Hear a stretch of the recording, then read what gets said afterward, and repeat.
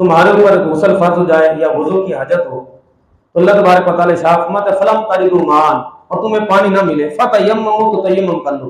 किससे करना है? फतयम्ममू सईदन तय्यिबन, पाक मट्टी से तयम्मुम कर लो। किस तरह करना है? फमसहू बिवुजूहिकुम व अयदीकुम मिन, फरमाया उससे तुम अपने चेहरों को मसा करो और अपने दोनों बालों का, हाथों का मसा करो। सबसे पहले नियत करनी है कि मैं पाक होने की नियत करता हूँ। किसी ने वुजू करना था लेकिन पानी पर कुदरत नहीं, गुस्ल करना था लेकिन पानी पर कुदरत हासिल नहीं है, पानी नहीं मिल रहा, तो उस सूरत के अंदर वो तयम्मुम करे। तयम्मुम किस तरह करना है कि सबसे पहले पाक होने की नियत करे कि मैं पाक होने की नियत करता हूँ, पाक होने की नियत से तयम्मुम करता हूँ। फिर उसके बाद अपने दोनों हाथों को जमीन पर मारे, जहां पर पाक मट्टी हो वहां पर अपने दोनों हाथों को नीचे जमीन पर मारे। फिर अगर ज्यादा मट्टी लग जाए तो इस तरीके से जानना है कि दोनों अंगूठों की जड़ें जो है आपस में इस तरह मारेंगे ताकि जाहिर मट्टी जब झड़ जाएगी। इस तरीके से नहीं जानने की ज्यादा मट्टी है तो इस तरह झाड़ेंगे तो वैसे साफ हो जाएगा। तो इस तरीके से दोनों अंगूठों को इस तरह आपस में मारेंगे, जाहिर मट्टी झड़ जाएगी।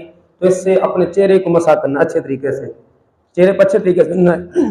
बालों फेंटे तो है लेकिन वो बस ऐसे ही फेरा और जल्दी से जो है ना वैसे छोड़ दिया। तो जिस तरह वुजू करते हुए पेशानी के बाल से लेकर ठोड़ी के नीचे तक एक कान से दूसरे कान तक धोते हैं, तो तयम्मुम के अंदर पूरे चेहरे पर इस तरह हाथ फेरेंगे कि कोई जगह हाथ फेरने से रह ना जाए। पूरे अच्छे तरीके से पेशानी के बालों से लेकर ठोड़ी के नीचे तक एक कान से दूसरे कान तक अच्छे तरीके से कि तसल्ली हो जाए कि कोई जगह रह नहीं गई।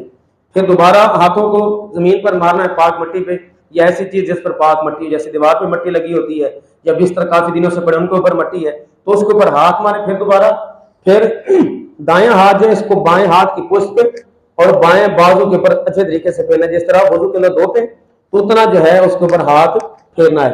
फिर जो बायां हाथ है इसको दाएं हाथ की पुष्ट के ऊपर और पूरे बाजू के ऊपर अच्छे तरीके से फेरना है कि कोई जगह रह ना जाए। इतना करने से तयम्मुम हो जाता है। ये वजू और गुस्ल का कायम मकाम है।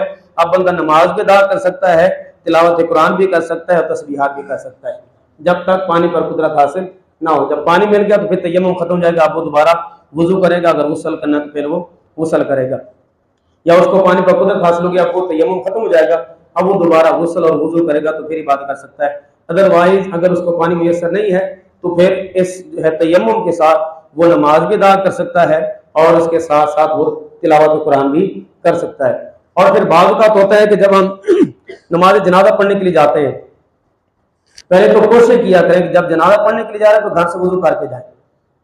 अगर किसी दूर जगह भी जाना है तो वहां पे जहां पे जनाजा पढ़ना है वहां से पीछे आप किसी पेट्रोल पंप पे या किसी होटल पे अपनी गाड़ी को रोक के वहां पे वुजू करके फिर जाएं। बाद में होता है कि जहां पे जनाजा पढ़ा जा रहा है वहां पे पानी का इंतजाम नहीं होता, फिर इधर उधर देख लेते हैं कि अब नमाज जनाजा कैसे पढ़े, इतना सफर भी करके गए फिर नमाज जनाजा भी नहीं पढ़ सकते। तो इसीलिए कोशिश करें कि वुजू करके जाएं।